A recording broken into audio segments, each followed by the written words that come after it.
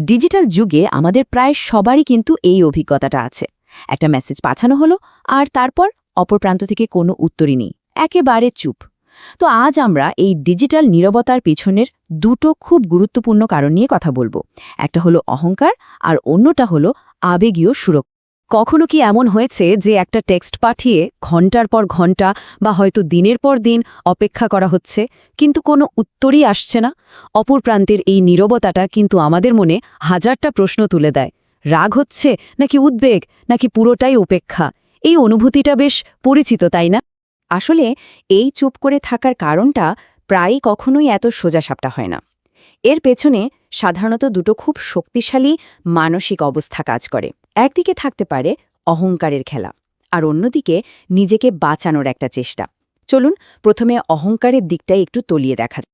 অনেক সময় এই যে ডিজিটাল নীরবতা, এটা আসলে ক্ষমতা দেখানোর একটা উপায়, আর এটাকে আমরা বলতে পারি অহংকারের খেলা। মানে অহংকার চালিত নীরবতা হলো যখন কেউ ইচ্ছে করে চুপ থেকে একটা বার্তা দেয় যে এই সিচুয়েশনটা আমার কন্ট্রোলে আছে। ধরুন কোনো একটা তর্কাতর্কির পর আপনার পার্টনার বা বন্ধু হঠাৎ করে সব উত্তর দেয়া বন্ধ করে দিল। এখানে সে হয়তো এটাই বোঝাতে চাইছে যে আমি তোমার কথার কোনো গুরুত্ব দিচ্ছি না এবং এই খেলার রাশটা আমার হাতে। এখানে নীরবতাটা অনেকটা একটা সিংহাসনের মতো, যা দিয়ে নিজের কর্তৃত্ব প্রতিষ্ঠা করা হচ্ছে।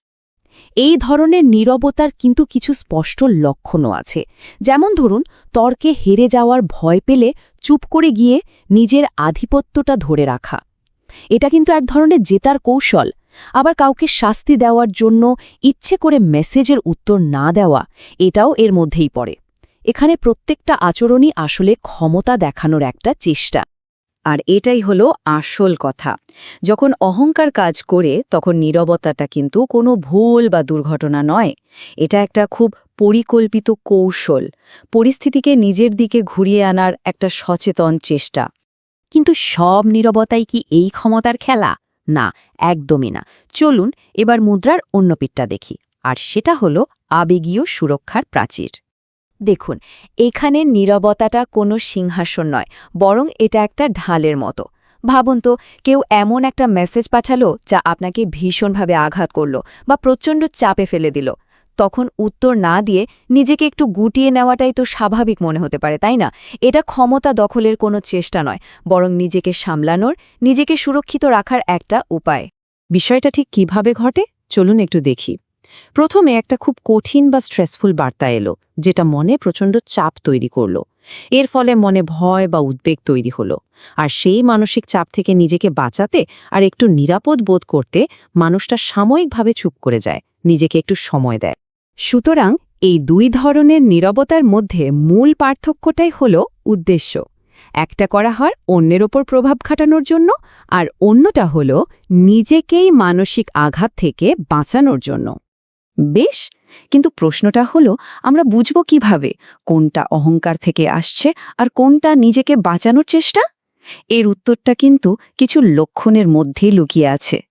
এই ছকটা দেখলেই বিষয়টা একদম পরিষ্কার হয়ে যাবে। দেখুন, অহংকারের ক্ষেত্রে মূল প্রেরণা বা মোটিভেশনটাই হলো নিয়ন্ত্রণ করা, কিন্তু আবেগীয় সুরক্ষার ক্ষেত্রে উদ্দেশ্য হলো নিজেকে রক্ষা করা। ঠিক একইভাবে যে মানুষটা অহংকার থেকে চুপ করে আছে, তার মনে হয়তো রাগ বা এক ধরনের শ্রেষ্ঠত্বের অনুভূতি কাজ করছে, আর যে নিজেকে সুরক্ষিত রাখতে চাইছে তার মনে কাজ করছে ভয় বা উদ্বেগ। আর সবশেষে ফলাফলের থেকে তাকালে দেখবেন একজন জিততে চাইছে আর অন্যজন আসলে শুধু সংঘাত বা ঝামেলা এড়াতে চাইছে। তাহলে এই পুরো আলোচনা থেকে আমরা কোথায় এসে দাঁড়ালাম? ডিজিটাল নীরবতা আসলে শুধু একটা ফাঁকা জায়গা নয়, এর পেছনে সবসময় একটা গল্প থাকে। আমরা প্রায় ধরে নিই যে চুপ থাকা মানে কিছুই না বলা, কিন্তু সত্যিটা হলো চুপ থাকার মাধ্যমেও আসলে অনেক কিছুই বলা হয়। হ্যাঁ, একদম ঠিক। নীরবতা নিজেই যোগাযোগের একটা খুব শক্তিশালী মাধ্যম। এটা হতে পারে ক্ষমতার একটা আস্ফালন, আবার হতে পারে সাহায্যের জন্য একটা নীরব আর্তনাদ। পুরোটাই নির্ভর করে পরিস্থিতি আর উদ্দেশ্যের ওপর। তাই পরের বার যখন কেউ আমাদের সাথে চুপ করে থাকবে, অথবা আমরাই নিজেরাই যখন নীরব হয়ে যাব, তখন এই প্রশ্নটা একবার ভাবা যেতেই পারে, এই নীরবতার মাধ্যমে আসলে কোন বার্তাটা দেওয়া হচ্ছে? এটা কি অহংকারের খেলা, নাকি আবেগীয় সুরক্ষার জন্য তোলা একটা প্রাচীর? উত্তরটা হয়তো আমাদের সম্পর্কগুলোকে আরও একটু ভালোভাবে বুঝতে সাহায্য করবে।